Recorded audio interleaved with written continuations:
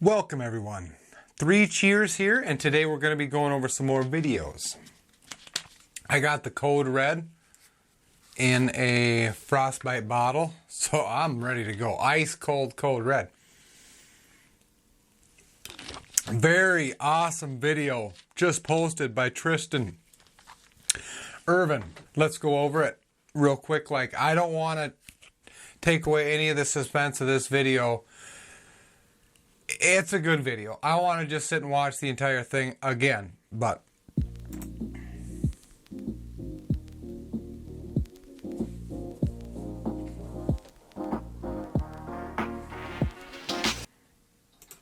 just like the title says, he goes over every Super 73 bike ever made. What's up guys? Tristan here, back with another video, and today I'm going to be talking about Yep, and he goes over all the different models, the price of them. Lithium Cycles, now known obviously as Super 73, but this bike is the only mid-drive bike in the lineup, and it was hand-built here in the US. And to my left is the 2018 version of the OG that was launched in 2016. This one is a lot easier to handle. But if you've got the mid-drive, like I believe David shot us, a lot easier. I feel more comfortable on this Lucky! bike. Also, the hub motor is in. Alright, so now this next bike, he's got them all lined up. He goes through all of them. That they revealed back in January. Even the Z1. Soon to everyone who ordered this bike here. The S2, I love the S2. This one is the Super 73R, dual suspension, which is awesome. And finally, I like that bike too, but that bike's a little expensive. Super 73R, let's just take a quick look. Every time that pops up. R series. So let's compare the R series. Well, the RX is $3,245, which is the beast. That's the big dog. And then the Super 73R is $2,795. Compare that to the S series, where the S1 is $1,800 and the S2 is $2,445. For some reason, I really like that S2, but looking at the R series, man, I really like the Rs. I like those tires, but get this. Let's see if I can find it. These are the new tires that Super 73 came out with that I really like the look of, that come on the S2s or the Rs. The Rs, right? Yeah, that come on the R series. These tires right here. Check it out. Check out the cracks that they're getting from pavement riding. He says, are these cracks normal? Only had the bike a week and a half. Rode 73 miles so far, mostly paved path, but some gravel and dirt. Most of my tire circumference is like this in the middle. So he's saying around the whole tire, he's got these cracks. Dang is all I gotta say about that. Okay, back to the video. Suspension, but it comes with a bit more features. So he goes on. The ride height is slightly taller than the S1. Talks about all the ride heights and everything. Goes over the prices and everything they got, which is so cool. Must be nice to have all those bikes. You can get 28 plus on this easy, and it's really, really torquey. The S1, it's listed at 20 miles per hour, but honestly, I've taken it up to 25 on a flat road pretty easily. So if you want a fast bike, I would go with that one, the OG. If you want a beginner level, go with the Z1. And if you want mid-level and you just want to cruise, go. Yeah, the Z1 is a mid-level, or is a beginning level bike, and it is a smaller bike. I bought it for my kids. If you're an adult, I would probably steer clear of the Z1. Just my personal opinion. I mean, there's a lot of adults that aren't, super tall, or female adults that aren't that tall that do all right with it, but it's got an extremely hard seat, and it's a very small bike. He talks about the range, the different classes, what the different classes mean, class 2, class 3, stuff like that. So it's pretty good information to know. And then at the end, he lines them all up for a race.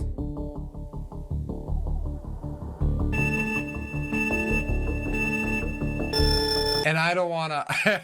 You go and watch his video, Tristan Irvin. This video is called Every Super 73 Bike Ever Made. And there you will get to see the race at the end, which is really cool. Yeah, I'm not going to give that away. Where was the video I wanted to show you? Oh, right here, run playback.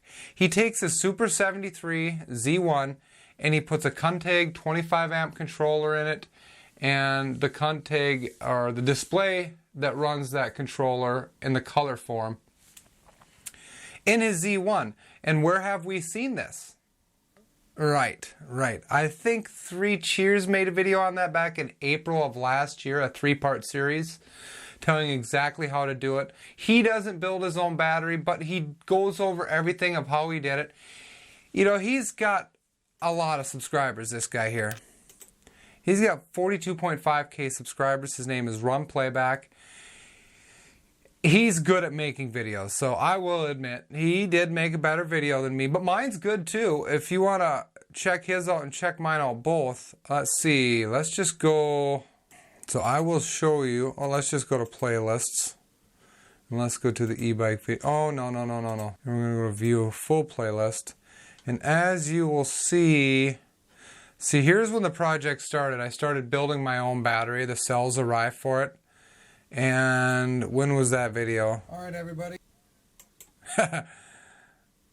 That video was back in February 21st, 2019. I was already ordering those Z1 for the girls. Yeah, here is where I started the modification video, showing how I did the exact same thing that he does. And I'm testing all the cells. See, I'm testing all the cells. This is preparing for my battery. I tested all the cells. I wanted to keep them all as close as possible because I did mix and match cells, which is interesting. And let's see if you can see how I mixed them. So you can see right here. And so I had 2 of the purples and then 3 of the greens in every row. And then I made sure each row was almost exactly the same amp hour because all batteries were tested. So I went through a pretty grueling process of making sure this battery was as balanced as I could get. And I go through and I put a BMS on it and I show you how to make this battery with a soldering gun and everything. And then in the part 2 video is where I go over how I put everything together. I put my, yeah, I gnarled the heck out of that seat to get that battery to fit. But I put my controller on the bottom side. See, I was thinking about putting my controller on the inside like he did, but I wanted it to stay cool because I know controllers like to stay cool. And I knew I was never going to ride it in the rain, so I chose to put it on the outside for a reason. Anyway, back to his, it's a good video. It's a well-made video. Now, if you remember, we have the charging port is here. I just covered it. Gosh, it just looks, it's like a deja vu when I watch this. But the Z1 is a really cheap, basic e-bike. I mean, it's as cheap as it gets. Solid frame, front and rear. Rough seat. So yeah, it's not going to be a long distance traveler. Let's get back and see what else do we have. Electrics, they review the Model R.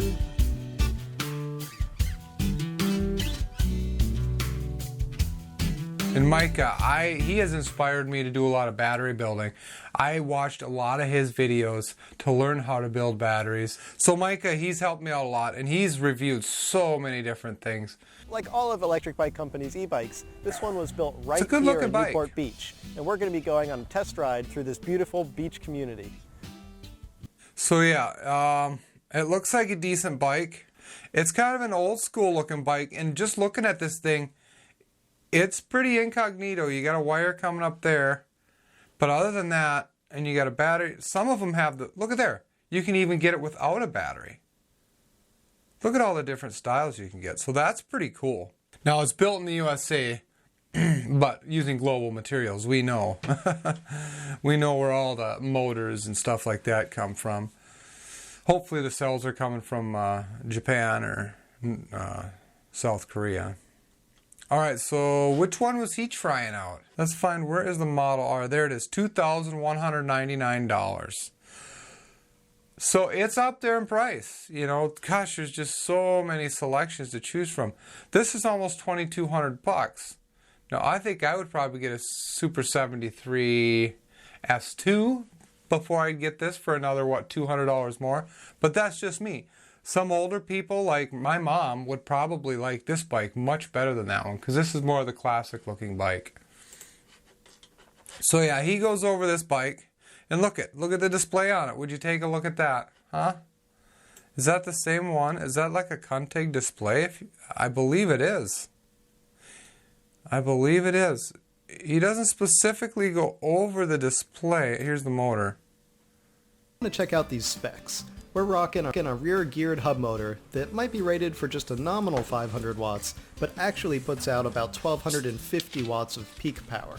You won't see that level of power too often during just casual cruising, but where it really comes into play is when you're climbing up big hills. The other time you'll be happy for that extra power is during high-speed riding. The Model R can get up to 28 miles per hour or 45 kilometers. So it's a 500 watt hub motor, and to me, yeah, you can overvolt it and stuff like that, but that's a little weak. I'm not big onto that. Seems a little weak to me. Did not find any threats. That's good. All right, let's get that off of there, and I'm done with this video. But Mike, he makes a lot of videos. I liked it a little better when he was on his own, but whatever. Then we got the Electric Live. Oh, yes. Remember the Electric Live? They're back.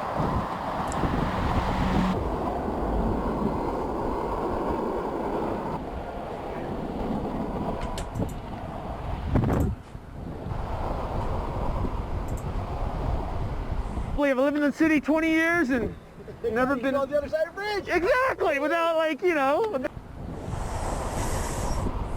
So I wonder where he is. I feel like I saw a little bit of the Golden Gate Bridge over there.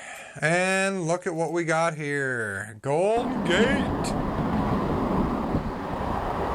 Nice. So he's doing a little riding around. Riding around, riding around, riding around, riding around, riding around. And I don't know, me personally, I like the riding around videos, but they kind of bore me after a while. I really liked his previous video, because this was the prawn guy, right? Yeah, it's you. I love this video. This video is like awesome, dude. That's my favorite one, the prawn video. But he's keeping it going with the riding videos, so if you want to see the Bay Area, San Francisco, and good areas to ride around there and what it's like to ride around there, go check out Electric Life. He's got some good videos. Tesla Model Y. No, thank you. This video is really good, though. Tristan's video right there. That's really good. Oh, one other thing. Just check this out. They are redoing the courts. They're not completely tearing up the tennis courts, but what they're doing is they cut away some of the outside edge and they redid the whole outside edge. Hopefully they have somebody come in and do a really good job resurfacing, because resurfacing works really well, but it depends on the quality of work. Anyway, what else do we got? Monday Motorbikes Gen 3 first ride. Dylan Thompson tests out this Gen 7. Let's check out the Gen 7. Okay, so here is the Monday Motorbike Gen 7. Top speed of 45 miles an hour, which seems a little slow for the price, but 45 is still pretty fast. They give it a smile factor of 10 out of 10. The range is up to 100 miles depending on the riding motor style, so you can figure if you're going 45 miles an hour, you could probably get about 35 miles out of it. Max rider weight, 350 pounds, fits 2. 2 would be pretty cramped, but that's cool that it can handle 350 pounds. Let's go back. See what Dylan Thompson has to say.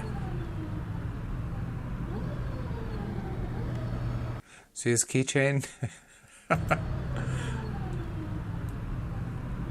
Whenever I was younger and I said those two words, nothing but trouble always happened afterwards. Oh, wow. So is this like your testing rig, or is this? So it looks like he actually visits the company where they make them. Then he takes it for a ride. Listen. Chain buzz. Sounds good though. And he just goes for a ride, goes over the bike and talks about it a little bit. So if you want to check out the Gen 7, go check out the new video by Dylan Thompson.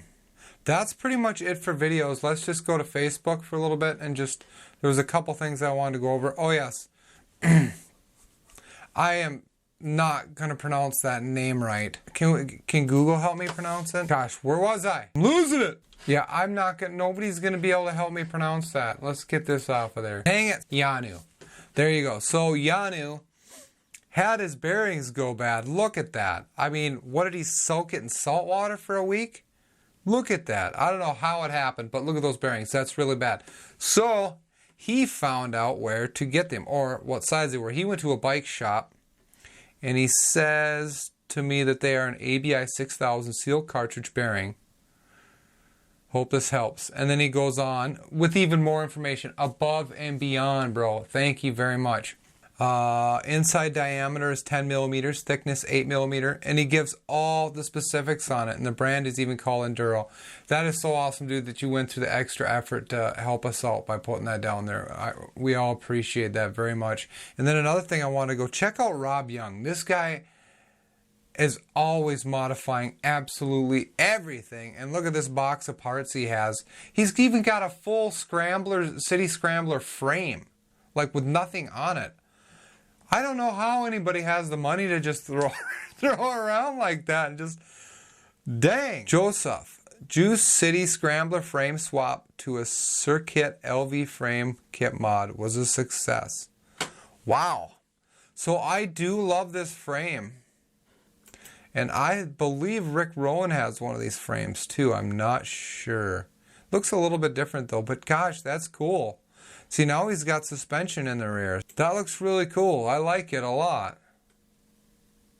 Dang, bro. So if anybody wants to spend some good money, I don't know if he says, I'm sure it costs a lot of money. $850 for that frame. So that's not bad. And what is this? It's a lightweight, is it aluminum or what do we got? It doesn't say whether it's aluminum or not. So yeah, it's a success. $850. And now he has rear suspension. Jim Dandy, he's very helpful to everybody in the community. So he's posting about these bearings, where to get them. Look at there, he posted a link to where to buy them. Oh! Jim, you are the frickin' man. Right there. A full link on where to get them. Cool. So there you go. And at $6, you know, honestly, the way I see things going, you might want to grab a couple of these to have on hand. If bearings start going out, all of a sudden these are going to be out of stock and you're going to have a hard time finding them. So I think maybe I might order a couple of these. Is this my cart? Let me just... Okay. So, there you go. There's that. Alright, what else do we got? Dante. He was given a Juice Scrambler frame for free. So he's thinking about putting a mid-drive motor on the Scrambler frame. I'm sure it's possible. God, is everything gone? Oh no, you still got that. The pedal, the crank, the shaft is still in there. The fork might get a little spendy. You need a battery. Yeah, I don't know. I don't know, man. The frame itself really isn't worth a whole lot. But if you've got a scrambler, there's some valuable parts there. It'd be good to have, I guess. I mean, me personally, I don't like stuff just laying around, but I guess it wouldn't hurt to have a spare frame. You better buy a scrambler now is what you need to do. Alright, J for you. Hyperfat for sale. Oh, I had something else up here I want to check out. Oh yeah, I talked about the splitting of the tires. There we go. Rick's got some more stuff for sale, so if you're interested in some wires, he can help you out. Okay, there's Jim. He had this happen to him, this short in these pins. I do have a video on that as well. I will post that in the description, or you can just check out my channel because I don't have that many e-bike videos. You'll find it where I think it says something like spaghetti mess on the thumbnail. Juice even piped in the comment section on my video and said they don't recommend doing this. And I'm thinking, well, I recommend Juice, maybe you fix the problem. But now it's beyond, like, after it already happens where it fries out like that, I wouldn't try the fix. It's not gonna work. You need a new one. Now, if you wanna do the modification I did as a preventative maintenance, which is what I do with my dad's. But here we go. Here's the warranty info and starting a claim. 2-day shipping. It's been 6 days since my box order was accepted. Now today I get the bad news. At this time we're not doing 2-day shipping for battery boxes. Battery boxes require... Oh my gosh, he's got to send in his whole battery? Oh man, this is ridiculous. So Juice comments on my video. Let's just go there. You know what? Let's just fricking go there. Here it is, Juice Bikes. We highly do not recommend doing what is in this video. Contact technical support. Send us your battery. Take 6 weeks away from riding time. NYC Music says, how about you provide a better bit of info to your customers and fix the issue? And then somebody else says, how about actually getting back to people when they do reach out to you? But it's been 3 weeks for me waiting on a box to send my battery back. God only knows how long before I get it back. My whole summer is ruined after all this money I spent. Not funny. There you go. That's exactly what I'm talking about.